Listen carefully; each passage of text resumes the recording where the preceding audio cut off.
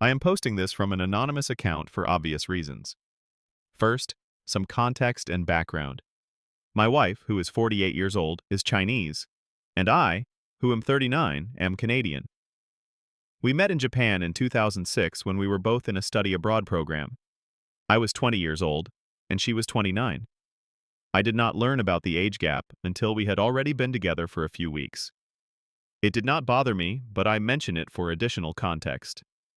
We started dating and had a whirlwind romance while in Japan. After a couple of months, the program ended and we each had to return to our respective countries. We kept in touch and maintained a long-distance relationship. After about a month, she decided to come stay with me in Canada for a few weeks, which were wonderful. Then, a couple of months after that, I went to visit her in China for a few weeks. After another 6 months or so of this back and forth, I proposed to her. She moved to Canada permanently, and we were married in 2007. Things were good at first, but I was young, and I did not fully understand the emotional impact of being so far from her family and her support system back home. While we spent most of our time together, I also went out occasionally, meeting friends for basketball, going to the gym, working from home in the evenings after she had gone to bed. I would invite her to these things, except for work, but she was focused on her Japanese language studies. She earned her second-level Japanese language proficiency certification in 2008, followed by the highest level certification in 2009. After she finished those studies, she did not have much to keep her occupied, and her sense of purpose faded somewhat. Shortly after we returned from a several-week trip to China in 2009, she started to feel noticeably low and depressed. I probably could have done more to support her at that time, but I did not understand the depth of what genuine homesickness and depression felt like. I handled it poorly and made her struggles about how they affected me rather than focusing on her. Later in 2009, she went back to China on her own for 6 weeks to spend time with family and recover. Shortly after she arrived, we had several phone calls during which she said some hurtful things, that I had ruined her life, that I was a failure, and things of that nature. After a couple of weeks had passed, though, she told me she missed me and asked me to come join her. I flew out to China. After an initial few days that went reasonably well, she told me she thought we should separate, that she could not see herself building a family with me, and more things in that direction. In retrospect, I think that probably should have been the natural end of our relationship, a point where we both could have walked away and moved on to lives that suited us better. But she was pregnant with our first child. She seriously considered ending the pregnancy so that she could take medication for her depression, but ultimately decided to continue with it. I went back to Canada, and a few weeks later she joined me again. We moved away from the town where my parents lived, and to a larger city that was much more her kind of environment. As her pregnancy progressed, she became increasingly happier and more settled. We both traveled to China to have the baby because I did not have insurance coverage for maternity care at the time, and we both felt it made sense to be near her family for the birth and the early weeks. 6 weeks after our son was born in 2010, I returned to Canada for work, and she followed with our son 6 weeks later once he was cleared to fly. My wife and I were genuinely happy for the next couple of years. She was focused on our son and made friends in our new location. She also got involved with the local Chinese community, which helped ease her homesickness considerably. However, that underlying homesickness and tendency toward depression never fully went away. Once our son started preschool at the age of 3, my wife began working at a local franchise business that involved working with animals, which she loved. She told me there was an opportunity to open a new franchise location near our home and that she wanted to do it. I worked out the logistics, and she was able to open her own location. This brought her happiness and purpose again for a while. But after a year or so, several of her friends had moved into houses while we were still in an apartment, and that became the next thing she felt she needed in order to be happy. I worked out the logistics with help from my family, and we bought a house. After a couple of years, the novelty of being a business owner and a homeowner had faded. Our son was in elementary school and was no longer home with her all day. Many of her friends were working or otherwise occupied during the day, and since her business operated mostly in the afternoon and evening hours, she had a significant amount of free time alone during the days. This led to the homesickness and depression returning again. She told me she wanted to have another child, specifically a daughter. She had always been the only female in her generation in her family and had always dreamed of having a daughter. This was not a surprise to me. She said it felt like the one thing missing from her life. We looked into fertility treatment with the option of selecting the sex of the child. After several attempts, she became pregnant, and our daughter was born in 2016. In the final months of that pregnancy, I also took over the management of her business in addition to my full-time job. I would leave the house in the morning, go to my job, and then go straight to the business afterward, getting home around 8 or 9 o'clock most nights.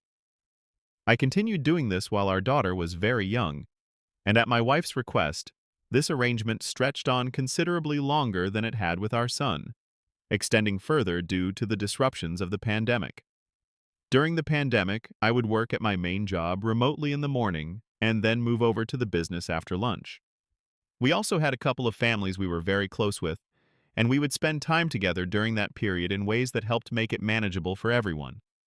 After the pandemic ended, and both children started school, my wife began to become seriously homesick and depressed again.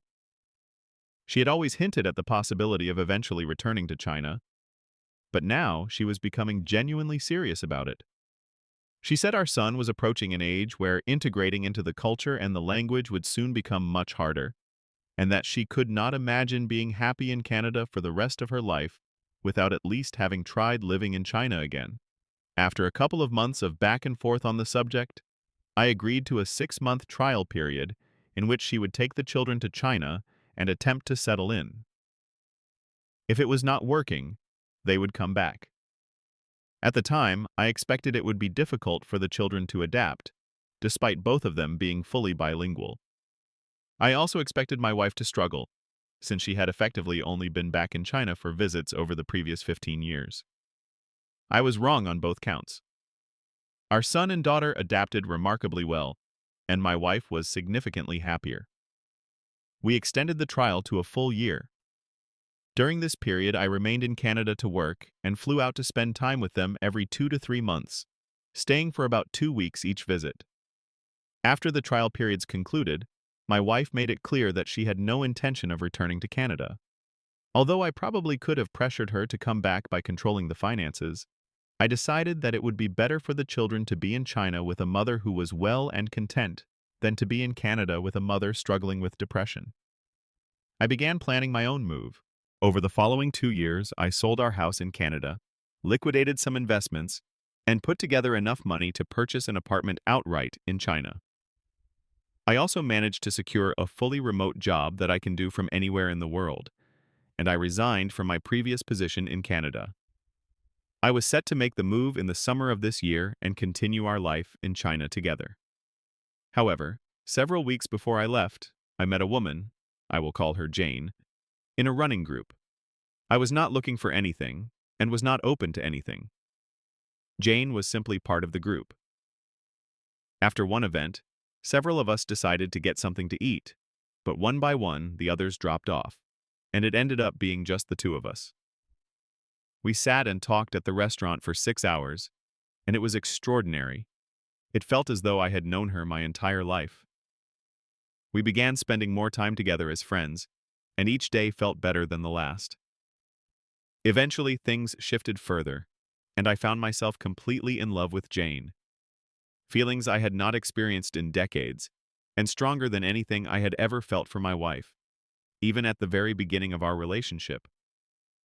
For the first time in a long time, it felt like I had discovered that I did not have to simply move through life emotionally numb for someone else's sake, that I could be genuinely happy myself. About 6 weeks into what had developed with Jane, my move-out date arrived and I flew to China.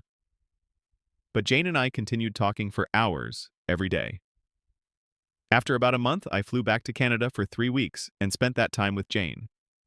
Then I was back in China for a month, then back in Canada for a month, and now I am in China again. Jane has made it clear that she is not comfortable being the other person in this situation and that I need to make a choice. I have been going back and forth on this for months. When I picture a life back in Canada with Jane, it excites me, and brings me real happiness. When I think about spending the rest of my life in China, I cannot imagine it. I love my wife, but I find it genuinely difficult to be in the same space as her. We have not been truly intimate in 2 years, and only a handful of times in the 8 years before that. There has been no real passion or romantic connection between us for well over a decade. I cannot remember the last time she kissed me meaningfully or held my hand in public, but I know it was before 2013. I know I have made serious mistakes. I am not blameless, and she is not entirely at fault either. Depression is a devastating thing, and I should have been a much better communicator long before we ever reached this point. I understand that what I have done in this situation is not something I should feel proud of. But I also know that even if Jane had never entered the picture, it would likely only have been a matter of time before I reached the same conclusion. I am not sure what the right answer is. I just needed to get all of this out and hear what others might have to say. This post may be long, but I will give a short version and add more details as the post gets more replies. The short version is this. I am a 17-year-old girl. I met a guy, I will call him JJ, who is also 17, in October. We were moving toward being in a relationship, and we were even intimate together. It turned out that the entire time he was pursuing someone else, and they are now together. We stopped talking at the end of December. The entire time, I was the other person in the situation without knowing it. It has been extremely hard on my mental health. I have had difficulty sleeping, eating, and feeling like myself. First, I want to say that this is a hard post to write. I feel like I need advice because this situation has put me in an extremely difficult emotional place. I know I am young, and this post may not seem important to everyone, but I would genuinely appreciate some insight from people who have been through something similar. I am a 17-year-old girl who had just come out of a relationship that lasted almost 2 years. That relationship was very damaging for me emotionally. But as time passed, I found some hope in the possibility of meeting someone new. I had been single until I met this new person. JJ contacted me through social media at the very start of October. We had a brief conversation about something unrelated, and at some point he told me he was attracted to me and asked if we could talk more with the possibility of pursuing a relationship. I was initially very hesitant. I was not immediately attracted to him, but his personality and the way he talked made me genuinely interested. I was also very scared to get emotionally involved with someone again after my previous experience. But I decided to let go of my anxiety for once and give it a chance. We began talking consistently, and even started seeing each other in person more often. We had deep conversations about our future plans and our insecurities. It meant a great deal to me at the time. Looking back now, I realize he was giving me just enough to keep me interested without fully letting me in. Soon after we started getting closer, we shared a very intimate moment together.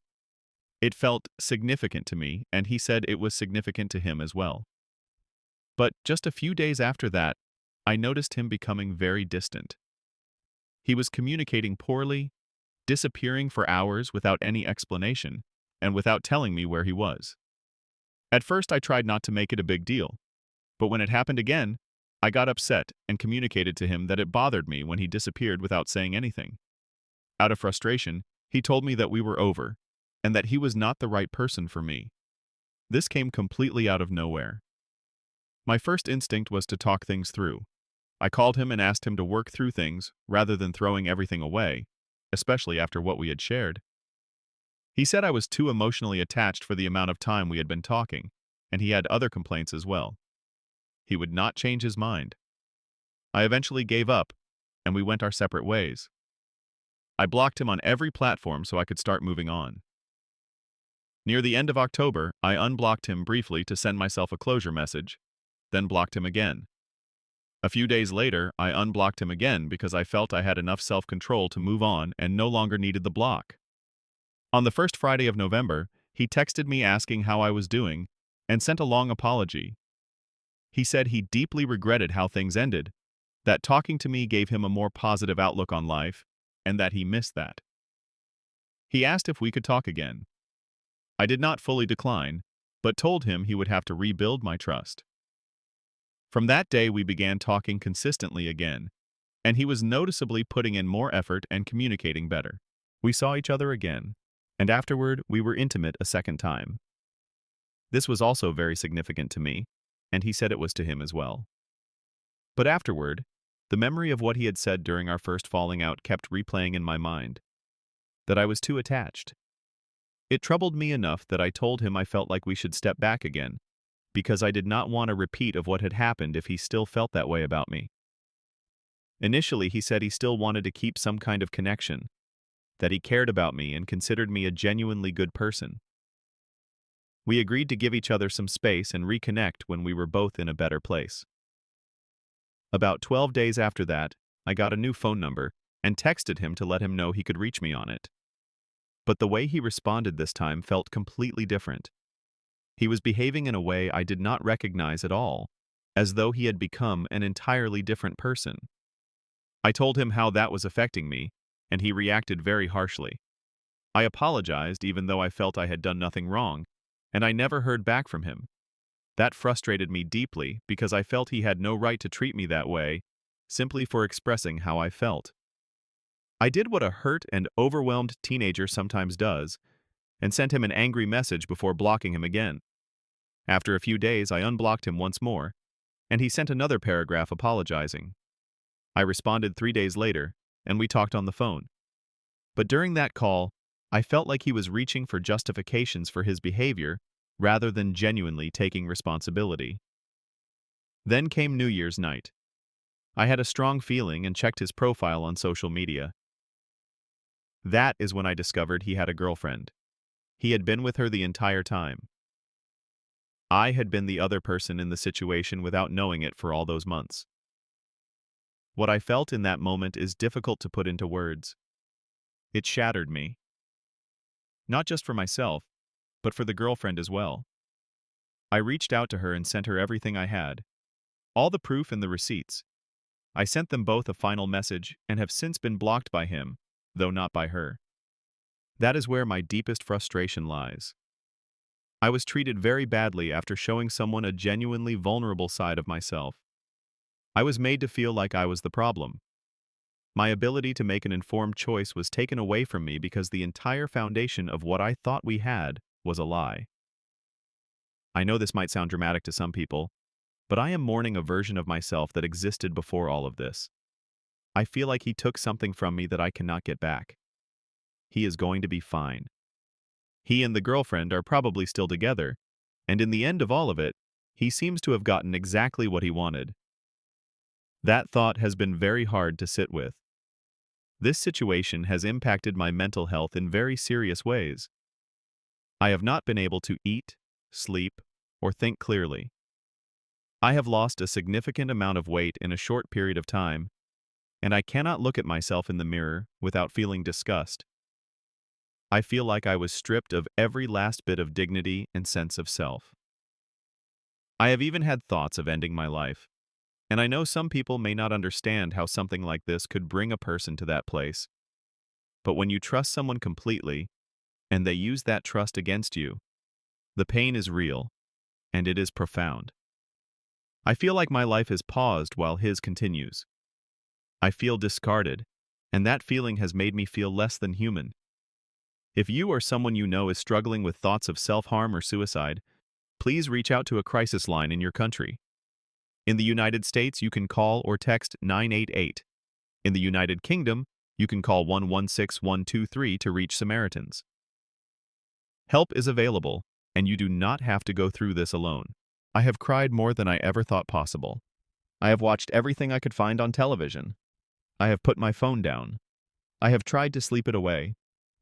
My mother has been calling me every day to check on me, but I have not had the strength to even speak with her. It has been very difficult to face the world without feeling an overwhelming sense of embarrassment and pain. Update. 2 days later. It has been 2 days since my original post. I have read the comments I received, and I am genuinely grateful for every one of them. I have taken some of the advice very seriously and started journaling as part of this healing process. At first it was hard to find even a small piece of hope, but things have been getting better. I created a list of personal boundaries and wrote them all down. They feel solid to me, and I know I can return to them whenever I feel overwhelmed by my emotions. I have not checked his profile or hers. I deactivated my social media accounts to give myself my time back. Right after everything happened, I was glued to my phone constantly, but I have not been since then. Today I even had a job interview and found a small but real sense of happiness in that. I know that in some ways I still feel like he got away with what he did, but I am trying not to dwell on that, because it only delays my healing and shifts the focus away from myself, which is where it needs to be right now. Thank you all. Every kind word was felt and taken seriously.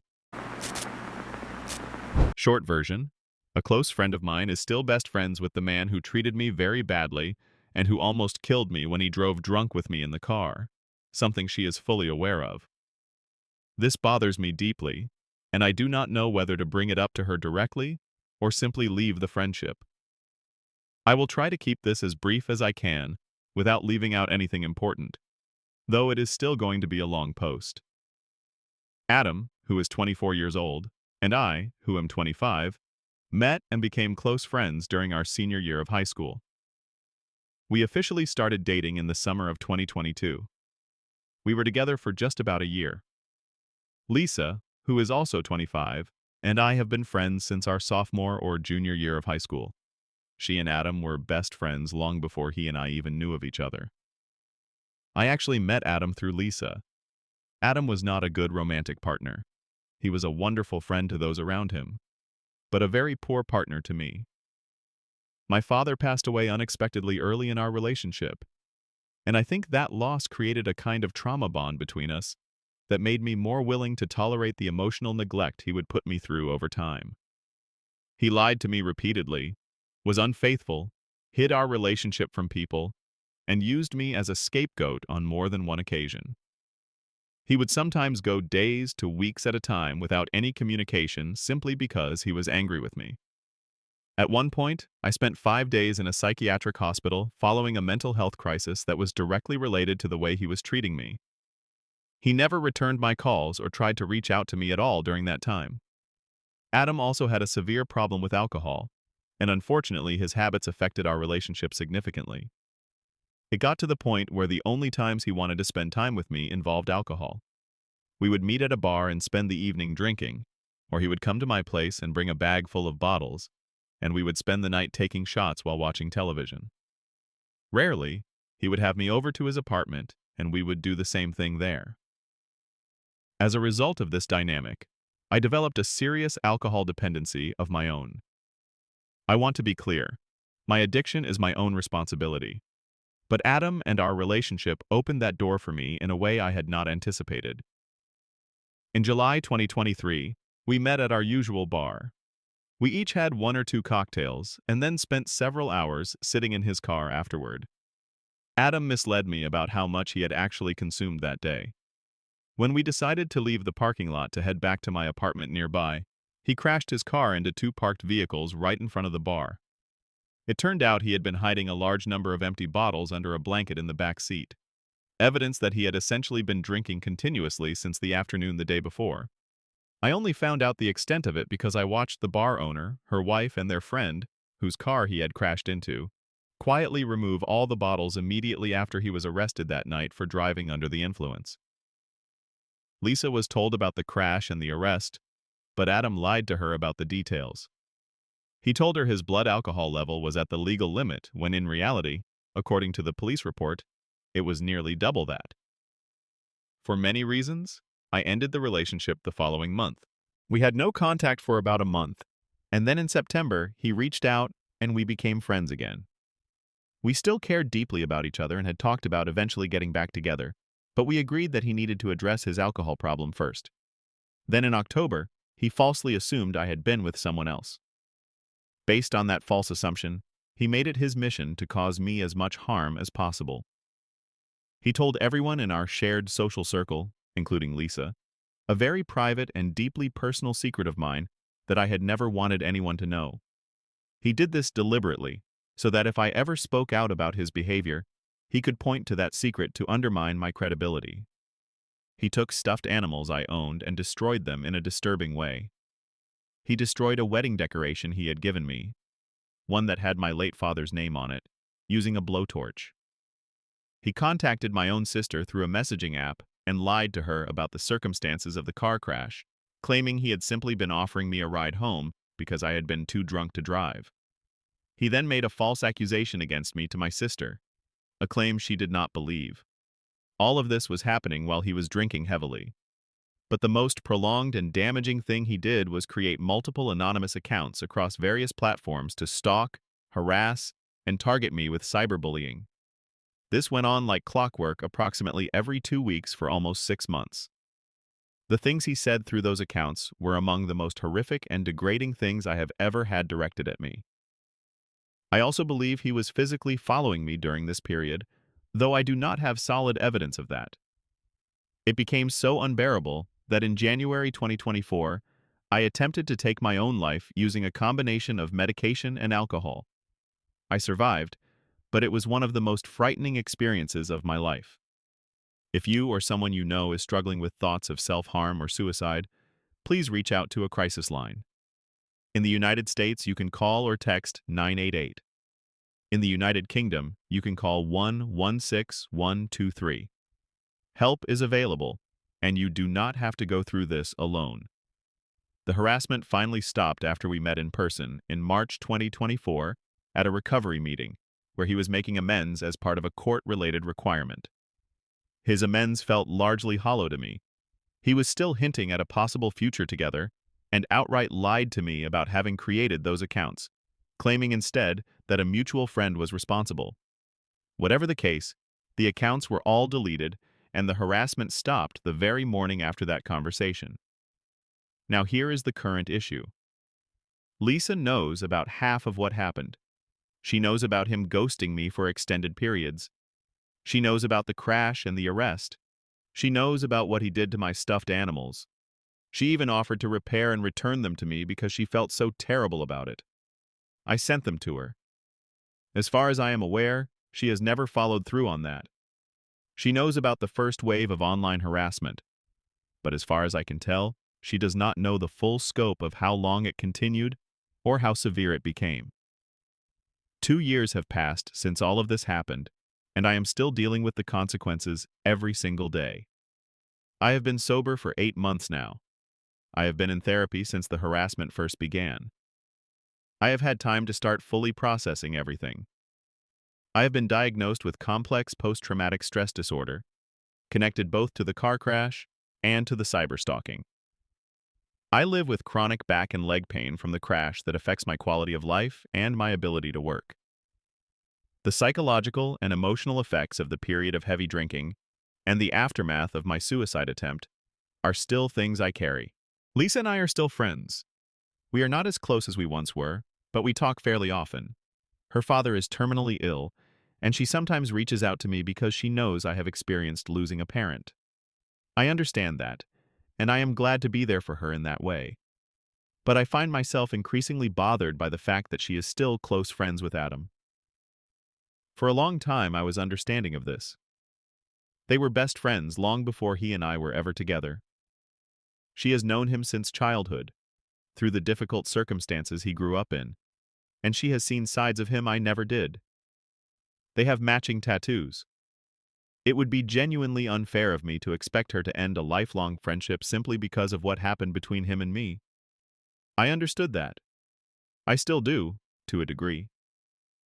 But as time passes and I continue to process the full weight of what I went through, the complex post-traumatic stress disorder, the lasting physical pain, the emotional aftermath of everything, it becomes harder and harder to accept. I have reached the point where I am seriously considering stepping away from the friendship entirely. The question I keep sitting with is whether I should reach out to Lisa first and try to have an honest conversation about how I feel, or whether it would be better for me to simply step back quietly and only address it if she brings it up herself. I do plan to bring this up in therapy, but the situation keeps weighing on me, and I wanted to hear other perspectives before my next session. My sense of reality and my perception of myself have been completely shattered. I want to ask you honestly, do you think I cheated? Here is the short version. I continued allowing a former casual partner to contact me, and while there was no flirting at all, I did not shut it down. It ended up costing me my relationship. My ex and I are both in our late 20s. We dated for 9 to 10 months. He broke up with me in month 9, in September, and again in month 10, in October. He was convinced I had been emotionally unfaithful to him. I strongly maintained that I had not. But after everything that happened, I no longer fully know what is real.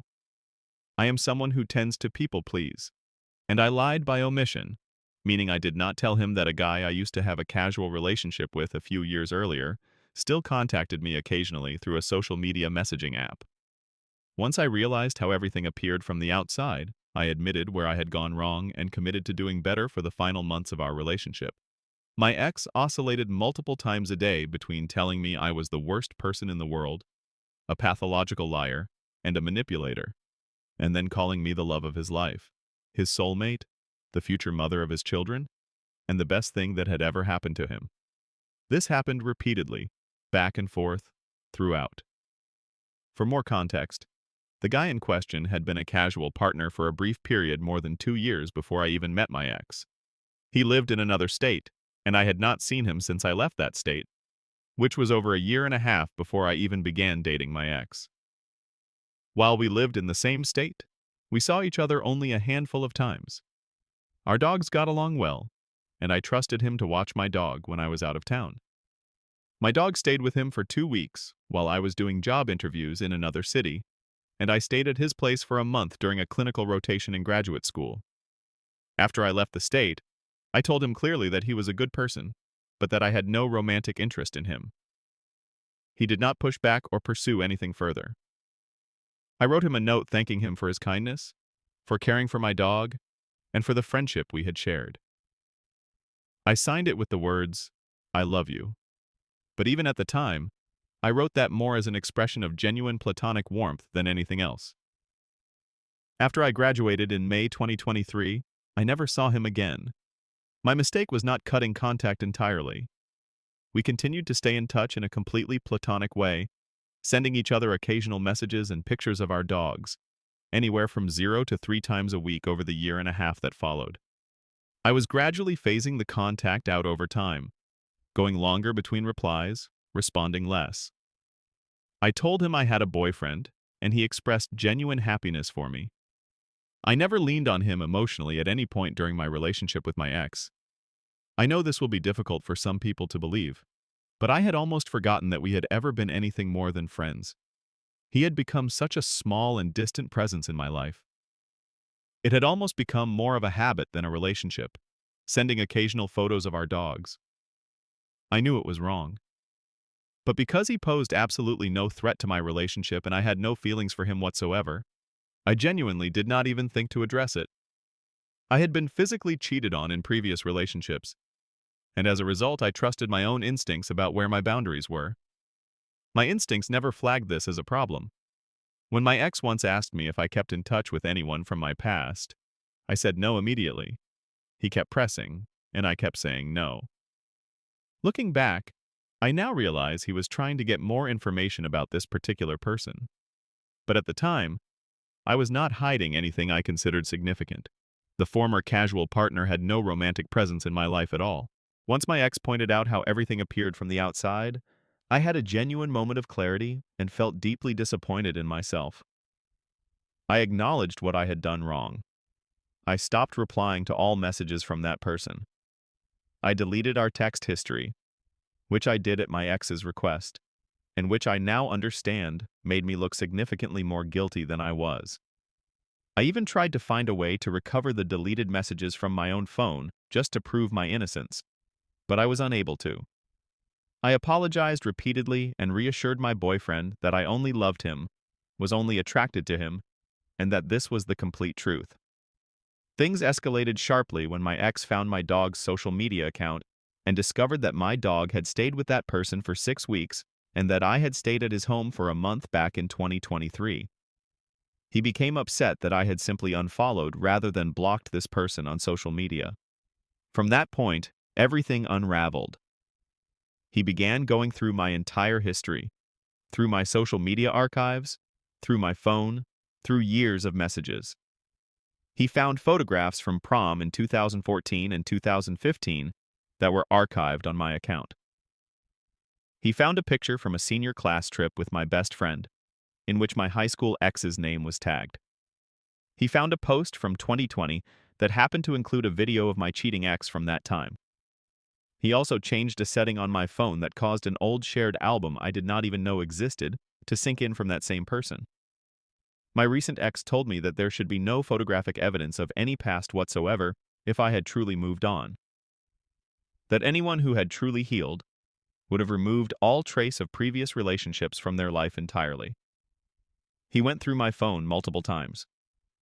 He required me to give him remote access to my device when we were not physically together, so he could search it from a distance. He went through my emails. The only thing he found there was an email the former casual partner had sent while I was on a family vacation, a short video of our two dogs playing. He downloaded my messaging app history. The only thing he found there was an unopened video of that person's dog at a social event. When I say our contact was almost entirely about dogs, that is what I mean literally. He became convinced that I had been meeting up with this person secretly. I had not seen him since leaving that state in 2023. He became convinced that a work-required continuing education event I had attended was actually a cover for seeing this man. It was not, and the event had occurred months before I even knew who my ex was. I provided flight receipts, hotel receipts, rental car receipts, the full conference schedule, photographs from the trip including a screenshot of a video call with my sister, bank statements, and food receipts. Everything I could gather to demonstrate that I had been alone and attending the event as required. He made me tell him my number of previous partners without sharing his own. It was at this point that I began to feel genuinely afraid. I started to sense that he was searching for things to be upset about, looking for reasons to punish me for things that had no real bearing on our relationship. I began to withhold information out of fear of how he would respond. Not to hide anything incriminating, but because I had learned that the truth would be reinterpreted in the worst possible way. I deleted conversations, photographs, and posts involving any male contact. I threw away journals and diaries I had been keeping. I deleted an online account I had created in 2021 to process an experience of being cheated on by someone else. He took all of this as confirmation that I had things to hide. I went months believing genuinely that I was a liar, a cheater, a manipulator, that I deserved everything that was happening to me and had no right to speak up about how I was being treated. I believed I had brought this on myself. I stopped trusting my own perception of events entirely. I pride myself on my integrity, and I could not understand how I had been so careless and so hurtful. I loved my boyfriend completely. Why had I damaged something that mattered so much to me? During this period, I was struggling deeply with my mental health. I confided in my ex that I was experiencing thoughts of self-harm, something I had struggled with previously and had trusted him with in the past.